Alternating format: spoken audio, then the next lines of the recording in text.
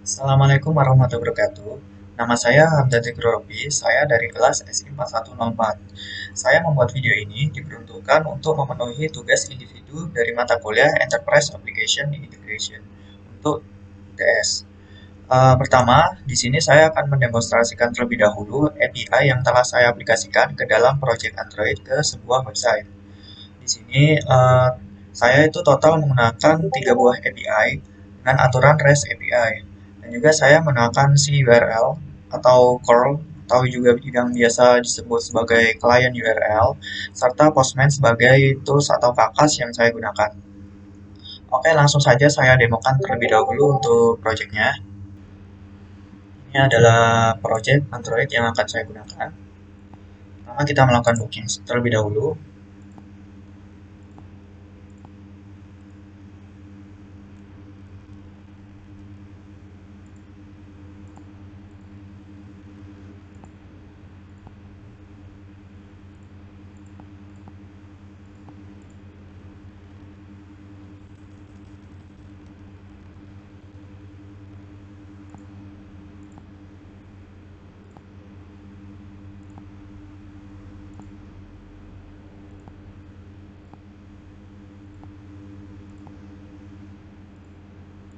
Kita pilih jadwal. Dan sekarang sudah berhasil untuk mengeluarkan sebuah tiket antrian. Oke, di sini API-nya akan bekerja. Jadi di sini saya itu telah mengimplementasikan API dari Midrange tipe Sandbox ke dalam aplikasi ini.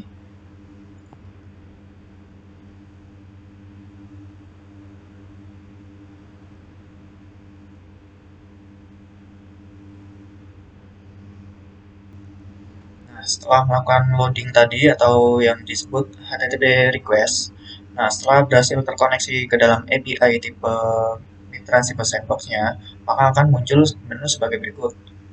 Oke, kita pilih aja TPM, kita pilih mandiri, misal aja, kita isiin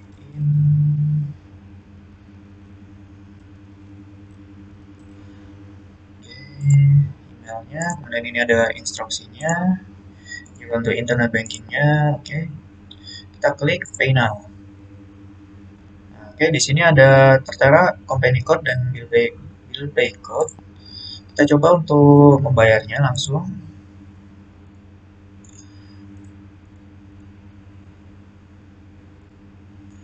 Oke, sebelumnya akan saya buktikan bahwa transaksinya tadi sudah masuk ya di sini. Transaksinya pada jam 12:42 pas, dan ini statusnya masih pending. Oke, kita coba untuk membayarnya, simulasi pembayaran mandiri. Dan ini tadi company code kita copy taruh sini, dan billing code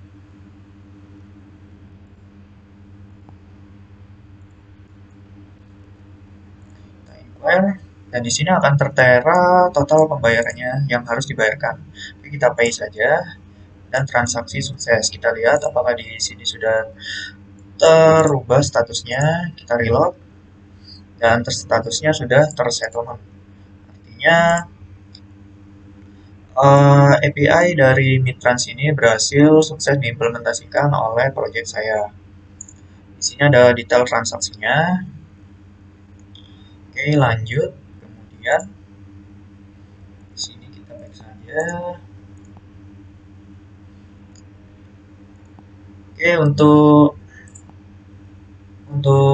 integrasi aplikasi menggunakan Midtrans Sandbox pada aplikasi Android sudah berhasil. Kemudian kita beralih ke website.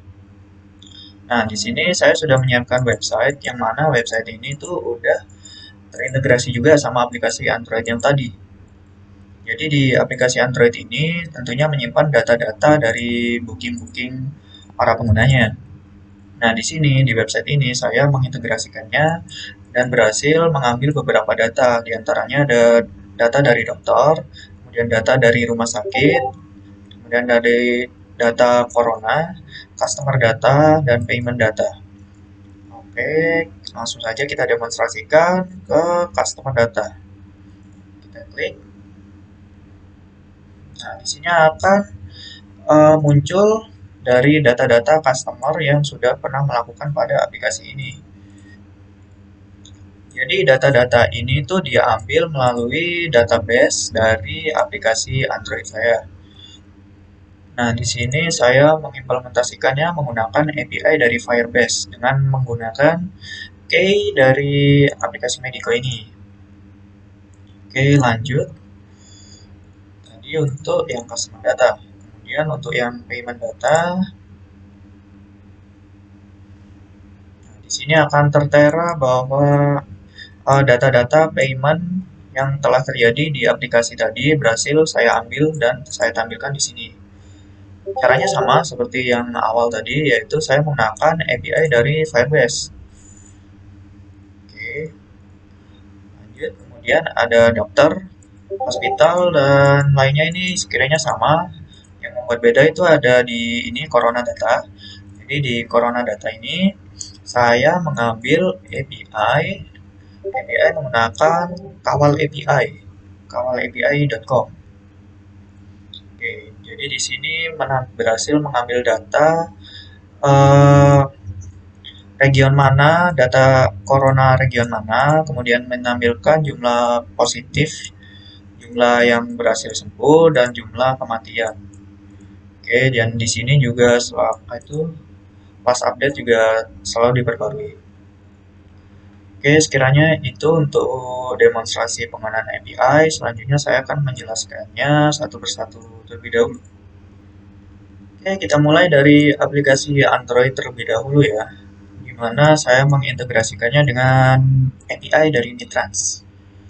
Oke, jadi awal mula pembuatannya itu kita harus mendaftar terlebih dahulu dalam Mitrans, situs Mitrans ini. Kemudian karena kita pakai akun free, kita jadi hanya bisa mengimplementasikan yang sandbox saja, yang bukan production. Kalau production itu di level yang sudah masuk ke dalam, udah launching gitu. Oke, kemudian di sini kita nanti akan mendapatkan API key yang akan dapat kita gunakan sebagai penghubung antara API Mitrans ke akses kita. Oke, API key-nya itu ada di sini. Di sini ada tertera merchant ID, kemudian client key dan server key-nya. Nah, si client dan server key ini kita implementasikan ke dalam server dari web server dari aplikasi mobile kita. Oke, untuk web servernya itu seperti ini. Nah, di sini saya membuat beberapa file. Yang pertama ada charts, kemudian Mitrans util dan notification.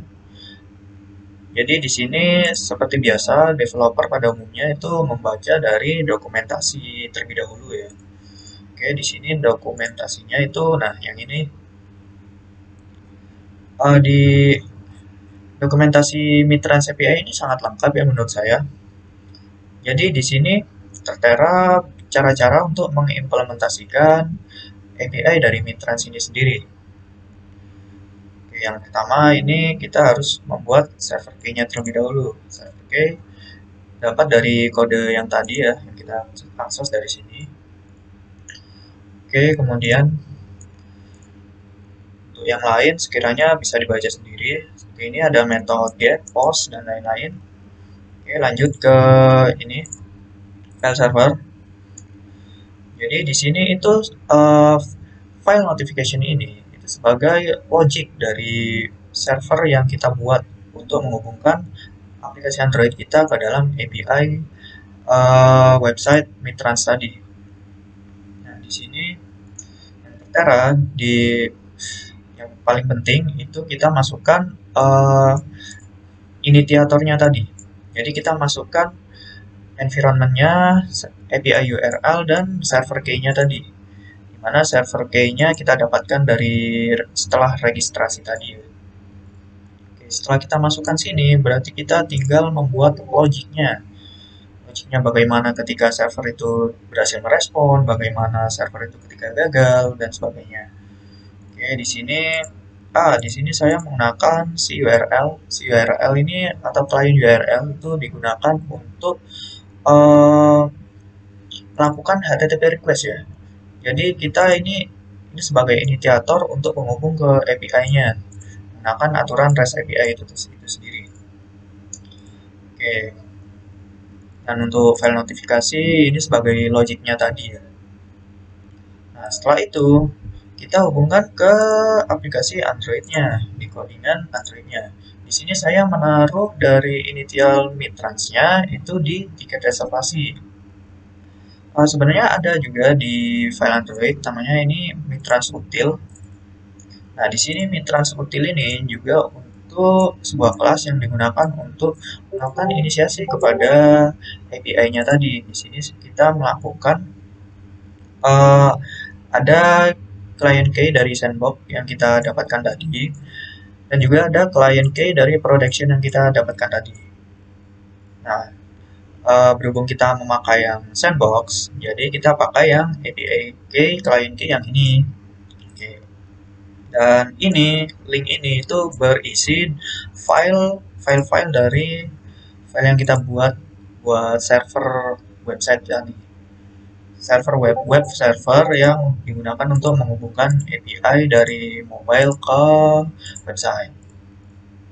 Oke, langsung aja ke tiket reservasi. Di sini ini tuh untuk inisiasi ya dari mitrans itu sendiri. Bagaimana logiknya ketika kita telah melewati sebuah pemesanan tiket tadi. Nah, ketika kita memasuki tahap ini tadi, kemudian kita lanjutkan ke pembayaran. Tadi kan ada kayak pilihan menu ya, pilihan menu untuk membayar. Nah, ketika kita masuk ke dalam pilihan menu tadi, itu kita sudah menerapkan dari kode ini. Jadi, kita itu sudah masuk ke dalam sistemnya Mitrans itu. Nah, setelah berhasil, kemudian aplikasinya tadi mengirimkan sebuah data ke dalam web servernya melalui web server dan dikirimkan ke Mitrans ini, Mitrans akun kita. Nah, setelah dikirimkan datanya, kemudian datanya akan muncul di sini tadi. Nah, kemudian kita melakukan sebuah simulasi pembayaran untuk mengecek apakah pembayaran itu valid atau enggak. Gitu. Oke, setelah berhasil, otomatis data yang dikirimkan akan tersimpan ke dalam sebuah tiket ini. Nah, tiket ini nantinya yang akan kita panggil ke dalam website ini tadi. Oke, untuk mitrans sekiranya sudah selesai. Kemudian kita lanjut ke websitenya. Untuk websitenya sendiri, nah ini. Jadi di sini seperti biasa ya, di sini kita menggunakan utilities dari database yang ada pada aplikasi Android tadi. Nah, di sini ada file generate dari Firebase tadi, hasilnya itu seperti ini. Ada project ID namanya apa, kemudian ada private key, kemudian ada out dan sebagainya. Oke, kemudian di sini ada Firebase-nya. Nah, di sini digunakan untuk menghubungkan dari website ini ke dalam ke dalam database dari aplikasi Android tadi. Nah, di sini ada directory dari file JSON-nya yang akan nanti di-load. Nah, setelah itu di sini kita tinggal membuat indeksnya. Nah, di sini indeksnya seperti ini. Ini tampilan front end aja ya biasa. Kemudian yang di sini ketika tombolnya diklik itu saya akan mereferkan ke sebuah halaman yang mana halaman tersebut telah menampilkan data melalui API dari Firebase. Nah, di sini seperti ini contohnya, misalkan kita mau mengambil data dari database Firebase itu sendiri, di mana kita akan mengambil data dari tabel tiket. Nah, di sini kita tinggal membuat variabel reference pakai bahasa PHP. Kemudian database, sebelumnya kita ini dulu ya, inisiasikan util Firebase util PHP tadi. Yang mana Firebase util itu berisi dari file JSON yang udah digenerate dari database Firebase.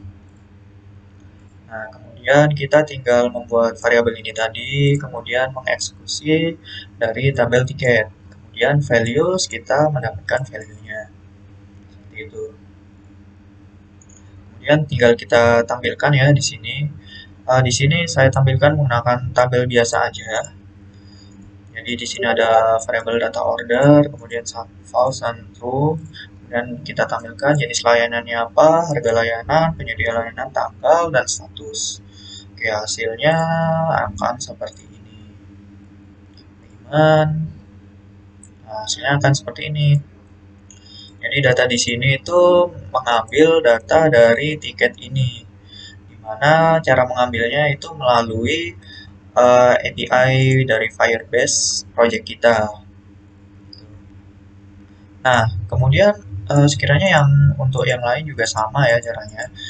Dan yang beda itu yang ini Corona Data ini. Nah, Corona Data ini kita mengambilnya melalui API Kawal Corona. Nah, di sini Kawal Corona API. Di sini ada dokumentasinya dibuat dari Ethical Hacker Indonesia. Keren mereka. Oke, di sini ada data Indonesia. Jadi, jika kita mau menggunakan data Indonesianya saja, kita bisa langsung uh, memasukkan link ini ke dalam logic dari bahasa PHP kita. Oke, misal sebelum ini ya, sebelum kita mengimplementasikan suatu API, itu biasanya kita terlebih dahulu untuk mengetesnya di aplikasi Postman ini. Nah, misal kita mau melakukan testing kepada data Indonesia ini, kita lakukan sebuah percobaan untuk mendapatkan datanya. Nah, di sini akan keluar sebuah dataset yang mana ada namanya Indonesia, kemudian jumlah positifnya berapa, jumlah sembuhnya berapa, jumlah meninggalnya berapa, dan jumlah dirawatnya berapa. Nah, di sini setelah kita berhasil mendapatkan datasetnya, itu tinggal kita panggil aja di backend kode kita. Oke, ini untuk yang Indonesia. Kemudian untuk yang global, nah di sini untuk yang global, saya pakai yang global ya kebetulan. Oke, kita tes. Nah, di sini akan keluar beberapa data-data. Data-data dari global, dalam artian lain tidak hanya Indonesia, tapi dari seluruh dunia, data-data corona semuanya ada di sini. Dan di sini last update-nya juga sering diupdate ya, tiap hari diupdate mereka. Oke, kemudian beralih ke logiknya. Nah, untuk logiknya sendiri, ini untuk tampilannya ya, untuk tampilan biasanya, front end-nya. Kemudian untuk logiknya itu di sini. Nah, di sini kita ada URL. Kita menggunakan API Kawal Corona ini. Kemudian kita pakai si URL tadi atau client URL untuk mendapatkan dari HTTP response. Oke, kemudian kita disolkan ke JSON. Kita keluarkan sebagai perintah tipe JSON. Kemudian kita membuat variabel dari country region. Nah, di sini resultnya ini angka untuk angka 20 sendiri ini itu dari data yang terurut di nomor 20. Jadi di sini yang di nomor 20 itu adalah Indonesia ya. Di sini ini adalah baris ke 20. Kemudian kita samakan semua agar jumlah informasinya itu akurat, yaitu 20. Tinggal panggil-panggil aja, kita mau menampilkan apa aja, misal confirm, date, recovered, aktif, dan lain-lain. Dan kita echo seperti biasa dengan bahasa PHP. Nah, kemudian di di HTML-nya kita masukkan saja variabel yang udah kita bikin tadi. Nah, misal di sini ada yang ini tadi. Ini kan ada Indonesia namanya dulu. Berarti di sini ada country region dulu yang dia dipanggil, kemudian diikuti oleh last update-nya. Jadi last update-nya ini tertera di update tanggal 5 November jam 18.25. Oke, dan untuk yang lain juga sama, ada confirm, kemudian recovered, dan dance. Oke, udah sekiranya itu aja yang saya kerjakan. Jadi total di sini saya menggunakan 3 API ya.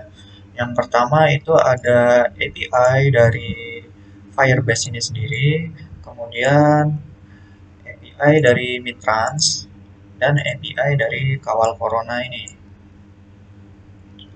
Oke, sekian saja untuk video pembahasan saya. Mohon dimaafkan apabila terdapat kekurangan. Wassalamualaikum warahmatullahi wabarakatuh.